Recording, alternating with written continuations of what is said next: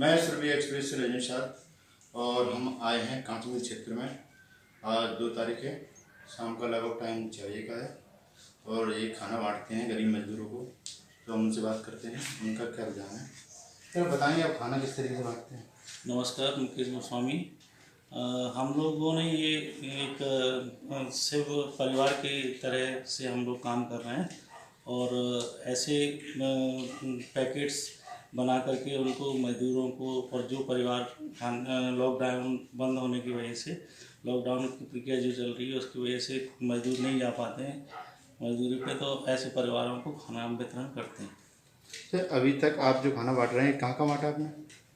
हमारा ऐसा कोई चिन्हित क्षेत्र नहीं है, जैसा कि हम पड़ाव है, स्टेशन है, तुम्हारा अपना बस स्टैंड है, आकाशवाणी से लगा हुआ क्षेत्र है, फूलबाग है और अपना जेसी मिल का जो विद्यालय है हीरा क्षेत्र है। ऐसा लगभग जहाँ हम अपनी गाड़ी घुमाते रहते हैं और हमारे पास पर्याप्त सामग्री रहती है, ऐसा कोई हमें लगता है।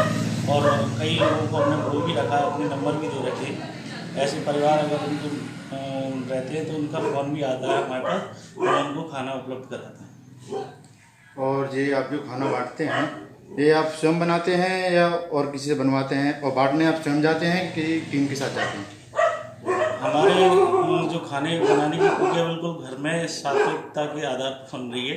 और जैसे कि माता जी हैं हमारी, मिसेज हैं, और पूरा सैनिटाइज करने के बाद ही हम लोग और हमारे बड़े भाई हैं, घर के परिवार के लोग ही द्वारा खाने का निर्माण किया जाता बनाते हैं और उसमें हम वितरण कर रहे हैं। आप समाज के लिए क्या मैसेज देना चाहेंगे।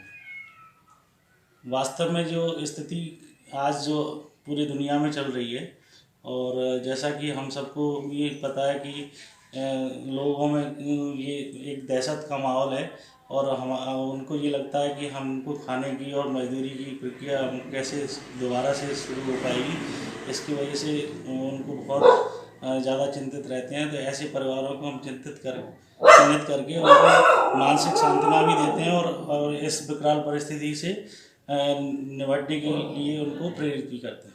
और ये लॉकडाउन जो बढ़ाया है सरकार ने, बढ़ाया है 2 हफ्तों के लिए, इसके बारे में आपका क्या विचार होगा।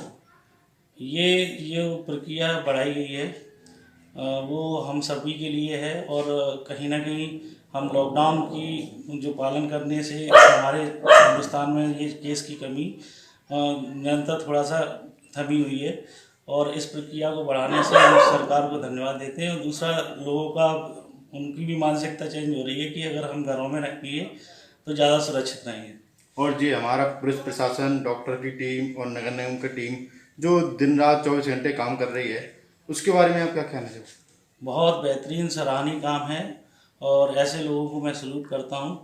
और उनके जीवन में इस जो भी आज इस तरह की परिस्थिति बनी है, मैं ये चाहूँगा कि उनको हज़ारों हज़ारों दुआएं उनको मिलें और अपने वो बच्चों को और अपने सभी को, देशवासियों को बचाने का जो काम कर रहे हैं, उनको बहुत साधुवाद और धन्यवाद देता हूँ।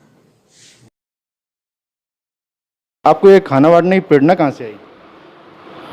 एक बार माताजी को लगा, उन्होंने कोई न्यूज़ देखी होगी टीवी पे, तो उसमें कई सारे मजदूर और यात्री और ऐसे परिवारों के बारे में बताया जा रहा था न्यूज़ चैनल द्वारा कि बहुत परिवारों को खाना नहीं मिल रहा है और उनकी मजबूरी है कि वो बाहर लॉकडाउन के समय निकल नहीं पाते, मजदूरी नहीं कर पाते और उनके बच्चे बहुत परेशान हैं।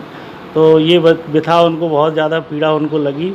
तो मुझे, जब मैं उनसे मिलने गया उनके रूम में, तो उन्होंने बोला, मेरी माँ अभी करीबन 90 ईयर की हैं, और उनसे मैं जब मिलने गया, सुबह उनके पैर छूने गया, तो उनको लगा कि बेटा अगर इस तरह का कोई काम अगर तुमसे बन सकता है तो इसका संकल्प लो और इसको आगे बढ़ाओ। आपने अभी तक खाना कहाँ कहाँ बांटा है।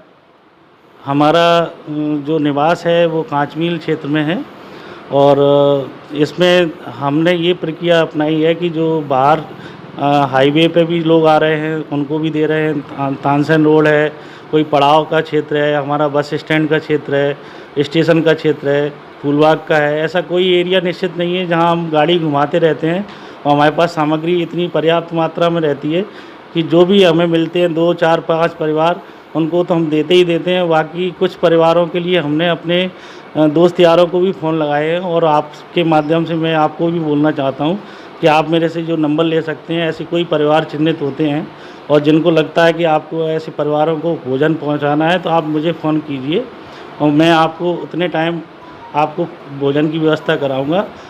शाम को हमने भोजन वितरण की व्यवस्था इसलिए रखी है कि पूरे दिन में आदमी अगर उसको भोजन नहीं भी मिल पाता तो वो चल जाता है, लेकिन शाम के वक्त सोते समय उसको खाना मिले तो बहुत ज़्यादा अच्छी उसको लगेगा कि भाई मैं, भगवान का ये भी कहना है कि मैं भूखा सुलाता नहीं हूँ, तो उसको खाना मिलेगा, तो ये उसकी स्थिति रहेगी। आप अपने क्षेत्र में जो सोशल डिस्टेंसिंग है और मास्क वगैरह हैं, आप इन लोगों का पालन देखते हैं अपने क्षेत्र में? हाँ, मुझे पहले तो स्टार्टिंग में थोड़ा-सा कम लोगों को लग रहा था कि ऐसी स्थिति है कि आजकल में 2 दिन में 5 दिन में हो जाएगी, लेकिन मीडिया के माध्यम से और कई सोशल एक्टिविटीज़ के माध्यम से लोगों को पता चला कि ये महामारी इस टाइप की नहीं है कि जो एकदम आसानी से ख़त्म हो जाए। तो लोगों में अब जागरूकता आ रही है और उसमें लोगों का मास्क और सैनिटाइज़र यूज़ भी कर रहे हैं। आप जहाँ खाना देते हैं, आप उन लोगों से आग्रह करते हैं कि आप लोग घर के अंदर रहें? बिल्कुल, बिल्कुल। लेकिन कुछ ऐसे परिवार हैं जो बाहर से ही आ रहे हैं, उन परिवार जो बाहर पे फुटपाथ पे ही लेटे हुए हैं, ऐसे परिवारों से हम मास्क और सैनिटाइज़र भी देते हैं, और दूसरा हम भी डिस्टेंस बना के काम करते हैं, क्योंकि थोड़ा बहुत तो हमको भी डर लगता है कि जब हम खाना दे रहे हैं तो कहीं कोई ऐसा मरीज़ या कोई ऐसा व्यक्ति ना हो जिसको कोरोना की या इस बीमारी की दिक्कत हो। और सरकार ने जो लॉकडाउन बढ़ाया है 2 हफ्ते के लिए, इसके बारे में आप क्या कहना चाहेंगे? सरकार ने लॉकडाउन बढ़ाया तो है, लेकिन उसमें व्यवस्थाओं में थोड़ी कमी ज़रूर नज़र आती है। बाकी और खाने पीने की व्यवस्थाएं ज़्यादा से ज़्यादा लोगों को पहुँचे, इसके लिए मैं आग्रह करूँगा। बाकी सरकार अपना अच्छा काम कर रही है, इसमें मुझे कोई दिक्कत नहीं। हम देख सकते हैं कि लोग बाग कितने प्रेरित हैं और खाना लोगों तक पहुंचा रहे हैं, जनता तक पहुंचा रहे हैं। जहां कोई नहीं पहुंच सकता है वहां तक ये समाज सेवी पहुंच रहे हैं और लोगों का पेट भर रहे हैं। मैं सुरभि एक्सप्रेस से रजनी साल।